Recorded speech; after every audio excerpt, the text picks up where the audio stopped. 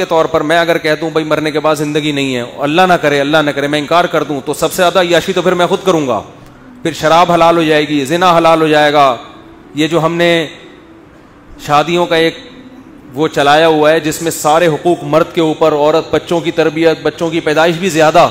جو لبرل لوگ ہیں وہ تو بچے بھی زیادہ نہیں چاہتے، وہ کہتے ہیں ٹینشن نہیں ہے، وہ نہ بچیوں کی شادیوں کی ٹینشن نہ بیٹوں کی ٹینشن، وہ تو کہیں لائف کو انجوائے کرو، گرل فرینڈ بناؤ. صاحب ایتھیسٹ کہتے ہیں کہ مرنے کے بعد کوئی زندگی نہیں. یہ کیسی بات ہے کہ مردہ زندہ ہو کر قبروں سے خود نکلیں گے؟ وہی اعتراضات کرتے ہیں کہ مسلمان اسکالرز نے مسلمانوں کو بیوقوف بنایا ہوا ہے، مرنے کے بعد کوئی زندگی نہیں ہے. مسلمان اسکالرز نے اگر مسلمانوں کو بیوقوف بنایا ہوا ہوتا نا تو خود بھی پھر بیوقوف بنے ہوئے ہیں وہ، کیونکہ مسلم اسکالرز کی وہ عیاشی نہیں ہوتی جو عام لوگوں کی ہوتی ہے. بیوقوف بنایا جاتا ہے عیاشی کے لیے.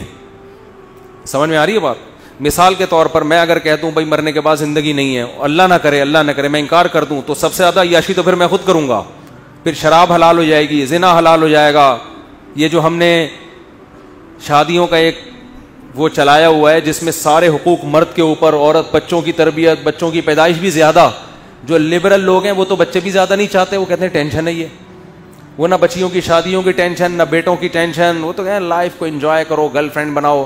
تو بیوقوف جب کسی کو بنایا جاتا ہے اپنے فائدے کے لیے تو فائدہ لبرلزم میں زیادہ ہے، مذہب میں کم ہے.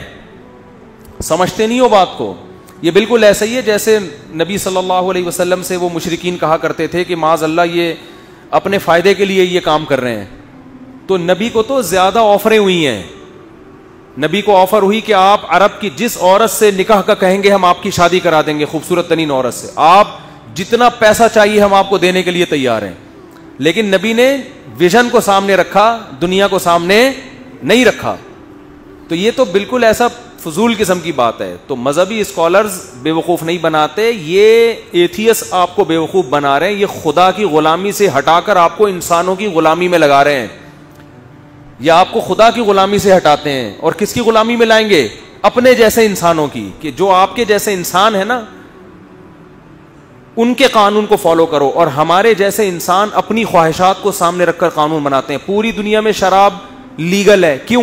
اسمبلیوں میں بیٹھے ہوئے لوگ خود شراب پیتے ہیں، وہ شراب کو انلیگل کر نہیں سکتے. پوری دنیا میں زنا الاؤ ہے، حالانکہ ساری دنیا جانتی ہے کہ زنا سے خاندانی نظام تباہ و برباد ہو جاتا ہے. مگر کیوں الاؤ ہے؟ اس لیے کہ اسمبلیوں میں پہنچے ہوئے لوگ خود زانی ہوتے ہیں، وہ زنا کو انلیگل قرار نہیں دے سکتے. میں نے بتایا تھا نا یو کے میں ایک بندے نے بتایا کہ ایک آدمی نے شراب پی کے کسی عورت کے دانت توڑ دیے، کوئی کیس نہیں بنا اس کے اوپر، تھوڑا بہت کچھ جرمانہ آیا ہوگا.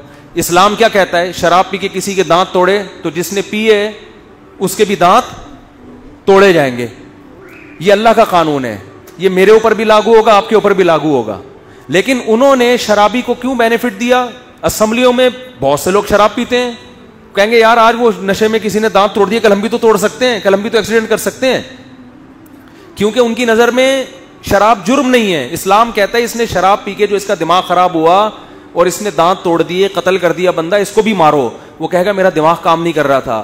تو اللہ کیا کہیں گے؟ تو نے شراب پی کیوں؟ تو نے ایسا کام کیا کیوں کہ تیرا دماغ کام نہیں کر رہا تھا؟ سزا ملے گی آپ کو، چور کا ہاتھ کاٹا جائے گا. تو جو مذہبی اسکالرز ہیں آپ کو کس کا غلام بنا رہے ہیں؟ اللہ کے قانون کا، جس قانون کے وہ خود بھی پابند ہیں.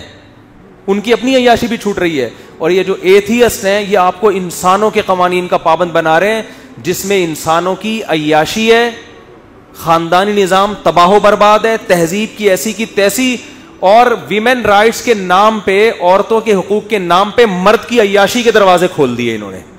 کیونکہ مرد کو زنا میں فائدہ ہے، نکاح میں فائدہ، نکاح میں عورت کو زیادہ فائدہ ہے. تو یہ جو لبرل لوگ ہیں نا یہ اپنے مفاد کے لیے، کیونکہ مذہب کو بیچ میں لائیں گے تو یہ جو صبح شام نائٹ کلب میں اور یہ سب کچھ عیاشی ہو رہی ہے، ان کے عیاشی کے دروازے بند ہو جائیں گے. سمجھتے ہو؟ ان کو بچے پیدا کرنے پڑیں گے، انسانوں کی نسل بڑھانی پڑے گی، پھر اس کے خرچے اٹھانے پڑیں گے. کہتے ہیں لائف کو انجوائے کرو، بس مزے اڑاؤ، مر جاؤ. یہ مسئلہ ہے ان کا.